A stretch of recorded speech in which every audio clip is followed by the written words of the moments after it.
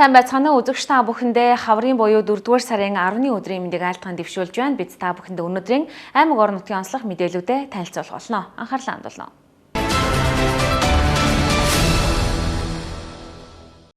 Эхний мэдээ, Дархан аймгийн хэмжээнд ерөнхий боловсролын сургуулиудад математикийн судлагдхуун хичээлээр мэргэшсэн 110 гаруй багш ажилладаг байна. Математик бол бүх шинжлэх ухааны хаан гэж үздэг. Тиймээс Дархан аймгийн ерөнхий боловсролын сургуулийн математикийн багш нарыг чадахжуулах сургалтанд 82 багш хамрагдаж байна.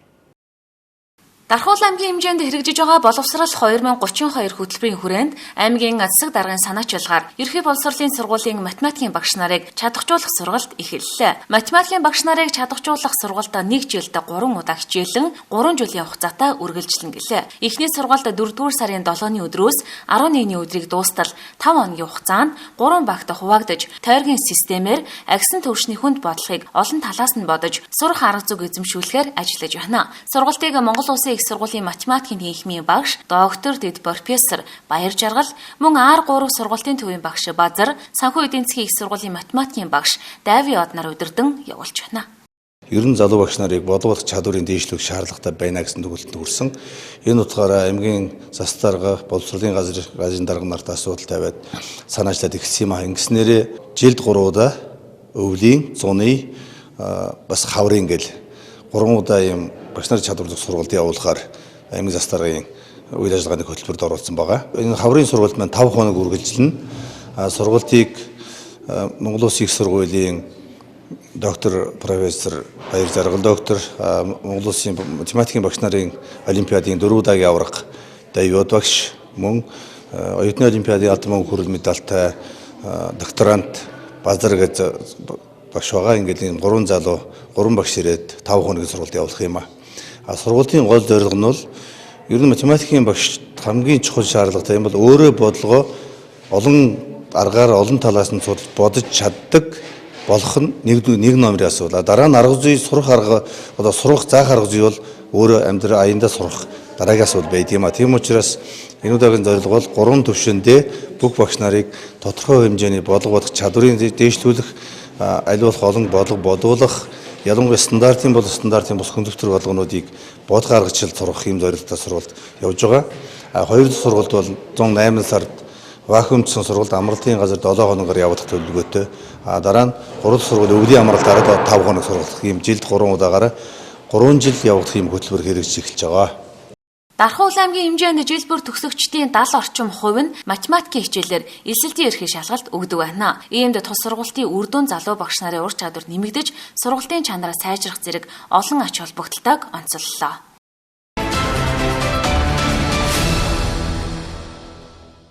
Дараагимдээ уйлрал солигдож байгаа энэ цаг үед уйлралын чанартай бага насны хүүхдүүдийн дунд бөөлжиж суулгах хөвчлөл эрс нэмэгдэж байгааг Дархны нэгдсэн эмнэлгийн хүүхдийн засгаас анхаарууллаа.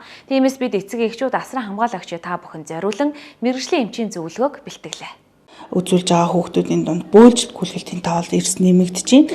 За энэ бол одоо нэг уйлрлаад байгаа уйлрлын томууд төвчөнтэй холбоотойгоос гадна одоо нэг уйлрал хэд дулаарангууд эцэг эхчүүд хүүхдийн хувцсыг нэнгэлэх, хүүхдийн дархлаас сулрах одоо хаврын уйлралтай холбоотойгоор бол бас энэ гүйлгэлт бөөлжитийн тоол бага насны хүүхдүүдийн дунд нэмэгдэж ирж байна. За ер нь бол хүлээ авах амбалдаар үзлэгийн нэг 30-аас 35% нь бол бөөлжсөн гүйлгэсэн гэсэн завьртай хүүхдүүд ирж Маш амархан хүндэрдэг тийм ээ. Ер нь бол зарим тохиолдолд бас амь насыг авч чадах юм аюултай байдаг шүү дээ. Тэгэхээр эцэг эхчүүд нэн тэргуунд яах шаардлагатай?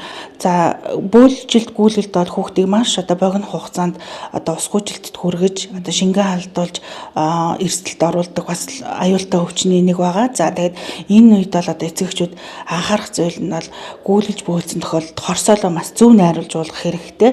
За энэ бол эмчээс болон сувилагчаас шалтгаалгүйгээр эцэг эхийн одоо анхны мэдлэг байх ёстой. За энэний дагуу хүүхдэд шингэн юмас агуулгаад за яг мэргэжлийн эмчийн дагуу зөвлөгөө заавар аваад эмчилгээг аваад явах хэрэгтэй. Бас нэг анхааруулах зүйл нь бас эцэг эхчүүд гүйлгээл бөөлж өгөхлөнгүүд нь толгой нь хөдөлсөн байна гэд бариаж дээр очиод толгойг нь маш хүчтэй бариулцдаг. Энэ нь ямар сөрөг үр дагаврыг авчирдаг вэ? За ер нь бол нөгөө бөөлгөж гүйлгээд байгангууд манай хүүхэд унтсан юм аа тэрнээс болоод тархи нь хөдөлцөн гэд одоо маш их хийж аваад ярьдэн шүү дээ. За энэний дагуу нөгөө бариачд ч бариулганд хүүхдийн тархи хавгнах эрсдэл үүсчдэг. За тархи хавгсан тохиолдолд энэ бол хүүхэдд өөрөө татах за мөн одоо юу гэдэг те тархинд гэмтэл учруулах юм уу тийм эрсдэл үүсгдэг болохоор аль болох бариулгуугаар мэрэгжлийн хэмжээсээ зөвлөгөө авах хэрэгтэй. Ер нь бол одоо удирлаад агаад хит одоо дулаарч ингээд хүүхдэд нингэлж болохгүй хүүхэд бол өөрөө одоо том хүнээс ялгаатай шүү дээ. Тэгэхээр хувцсыг удиралдаад харуулж тохирох хэрэгтэй. Одоо хаврын удирал болж байгаа болохоор амин димэр баялаг хоол хүнсийн нөгөн шингийн минилүүдэд уулгана. За тэгээд дээрэс нь нөгөө олон хүний газар авч явж болохгүй. Дээрэс нь улаан бурхан одоо дэгдэлттэй холбоотойгоор манай аймагт хэд илрээгүй ч гэсэн ер нь бол бусад аймагуд илэрсэн байгаа шүү дээ. Тэгэхээр гарын сан угаалгах одоо хоолой ам зайлуулах энгийн одоо хэвшмэл үйл ажиллагааг бол байнга өргөжлүүлж авах хэрэгтэй.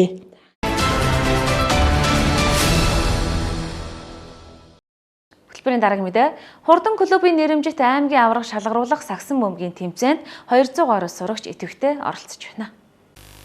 Дархуул аймгийн Ацсаг даргын дэргэдэх мэдээлэл технологийн өсвөрийн Хурдан клубын нэрэмжит аймгийн аварга шалгаруулах нээлттэй сагсан бөмбөгийн тэмцээн үргэлжилж байна. Хурдан клубыг сурталчлан таниулах зорилготой уг тэмцээнд аймгийн хэмжээнд үйл ажиллагаагаа явуулж байгаа.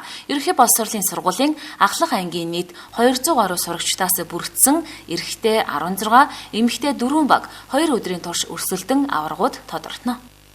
Хурдан системийн тусламжтайгаар нийтдээ 1200 орчим төрийн үйлчлэгийг иргэдэд шууд хүргэх дэд үтцүүдийг бол бүгднийг аймаг сумын хэмжээнд бол хийж чадсан. За мөн одоо яг энэ хэрэглэгчдийг цаашлаа идэвхжүүлэх зорилгоор сурагчдын дунд бол аймгийн засаг даргын дэргэд бол хурдан клуб байгуулагдсан. За энд бол манай Дархан хотын ерөнхий боловсролын бүхэл сургуулиудын хүүхэд багчууд маань энэ клубуд бол нэгдэж байгаа.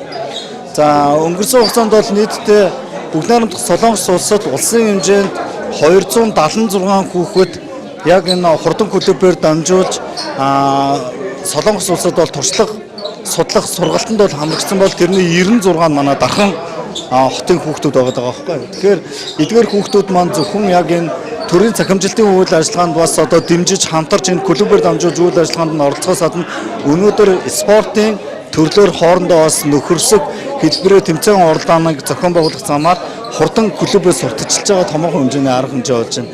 Тэгэхээр 5-ын эсрэг 5 нийтдээ бол эрэгтэй 16, эмэгтэй 4 баг нийтдээ 20 багийн дунд бол нэлээд спортын зөвхөн сагсан бөмбөгийн төрлөөр бол хаал гарсан тоглолтууд явагдах чинь.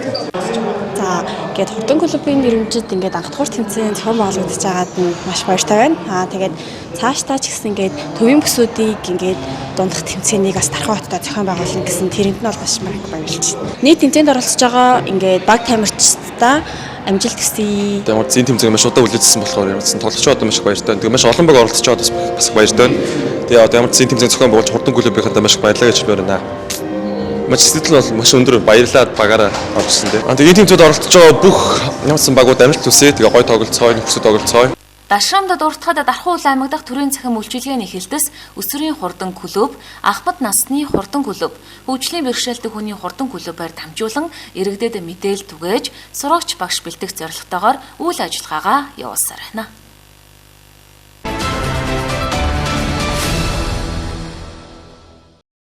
Хөтөлбөрийн дараагийн мэдээ Дархан хотноос соёл анжрын өөртөө үйлчлэх хувцас угаалга, автугаалга, халуун усны 24 цагийн цогц үйлчилгээний төв нэгдээд байна.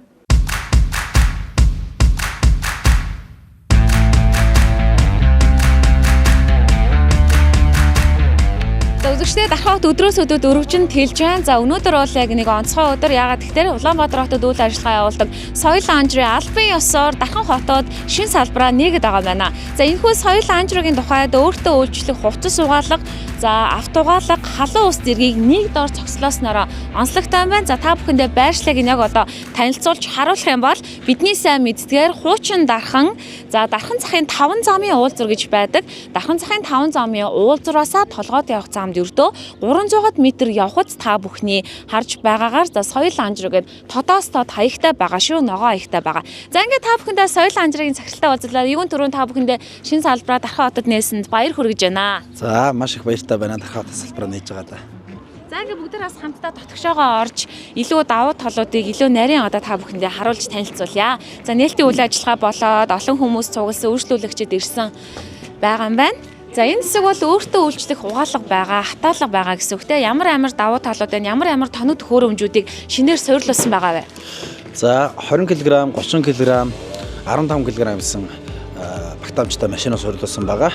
Машинууд болохоор халуун устай, халуун усаар угаан, бүлээн ус, хүйтэн ус, гүн угаалга, мөн зөөлөн угаалга, тэгээд ариутгал халдваржуулалт гэсэн ийм 6 загстай мөн өөрөө каварцаараа нэм бактери устгачдаг ийм машинууд байгаа. За тэгээ хатаалгын хэсэгтэй байх нь өөрөө өөртөө үйлчлэх нь шүү дээ. Цагийн хуваар 24 цагийг сонслоо. Тий, өглөө 8-аас орой 24 цаг буюу та чөлөө цаг, ажлын бус цагаар угаалгах бүрэн боломжтой. Яг цагийн хугацаанд байнга ажиллана гэж ойлгож байна. Тухайн машин маань нийт үргэлжлэх 90% дээр яг энэ хэмжээгээр ингээ хийн. За ингээд хийгээд бүх хувцсыг холио хийчих боломжтой.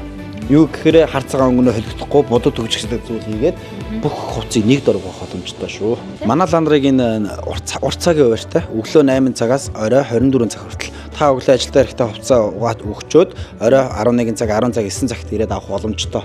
Машин өөрийгөө ариутгадаг угаадаг. Тэгээ каварцын гэрэлтэй буюу нинга ариутгадаг бас ийм давуу талтай машин байгаа. За хатаагчны хэсгийн ямар давуу тал байгаа? За хатаагч маань бас 90% та дүүргэлт хийн. Тэгээд 100% хатаа гараад ирнэ. Одоо жишээ болгоо харуулъя те. За ингээд дүүргэлтийнхаа 90% дээр ингээ хийн. Тэгээд хатаагч маань ингээд 100% ингээд дүүргээ гараад ирдэг. Ерөөсөө ингээд ийм том хэмжээтэй хатаагч маань ингээд хувь өөрөө олоо гараад ирэх боломжтой байдаг ингээд.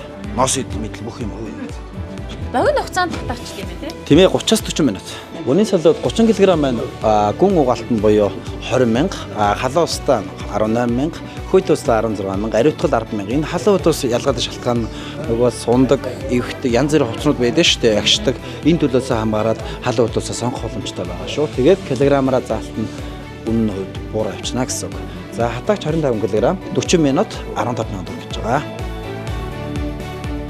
За уулын нутгийн хувьд болохоор манайх Герман болон Япон уулын нутгад хэрэгэлдэг.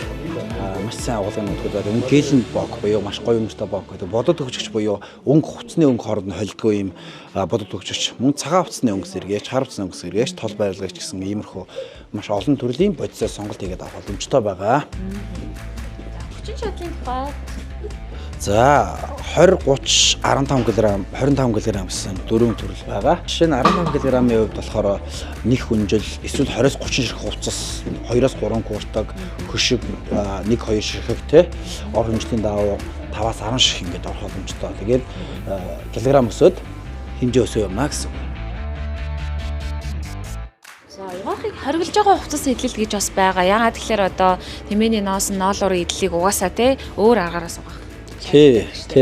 Тэмээний носон болно. Үндэсний татвартай энэ ноолуурын бүтээгдэхүүнээ угаахад хин цэвэрлэгээ заавал шаардлагатай. Угаалгах боломж байх шиг эсвэл сонох тийм баталтай учраас энэ зүйлүүдийг бид нэр хоригддог маш их нөгөө бохирдолтой зүйлийг бас болохгүй гэж ойлгож байна.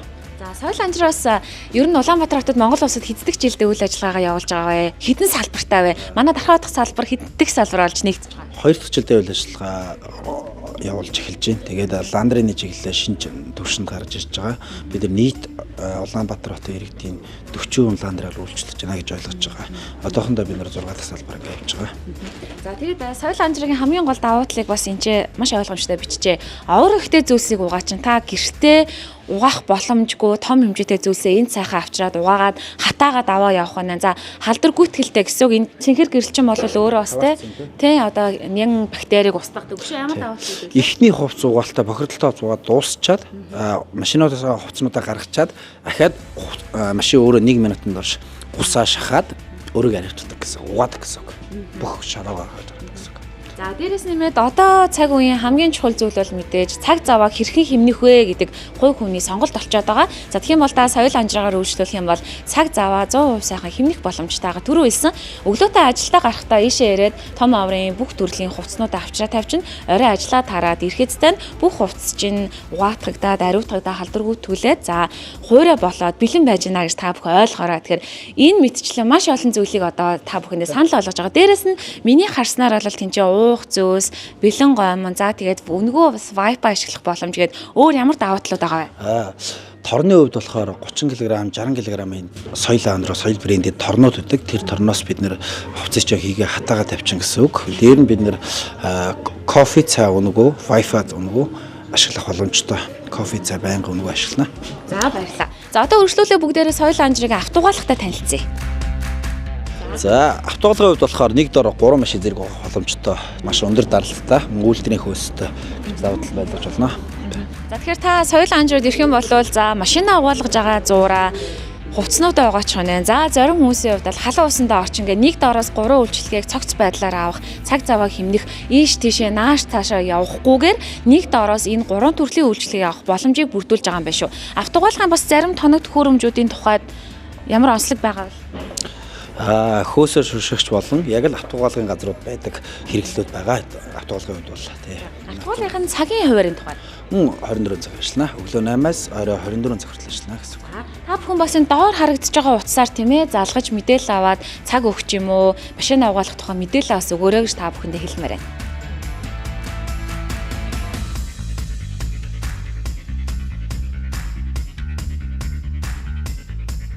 DBS-лээс та бүхэндээ дархан хотоор шинээр өнөөдөр нээлттэй хийж байгаа соёлтой бүх үйлчилгээг нэг доороос соёл анжрыг сурчилсан даатхан таатай байна. За ингээд та бүхнийгээ соёл анжлагаар өргөнөөр өршлүүлэхийг урьж байна. За 24 цагаас манай үе татал үргэлж нээлттэй байх болон та бүхэн өргөнөөр өршлүүлээрэй. За та бүхэндээ ажлын амжилт хүсье баярлалаа. За танаа телевизэнд бол амжилт хүсье.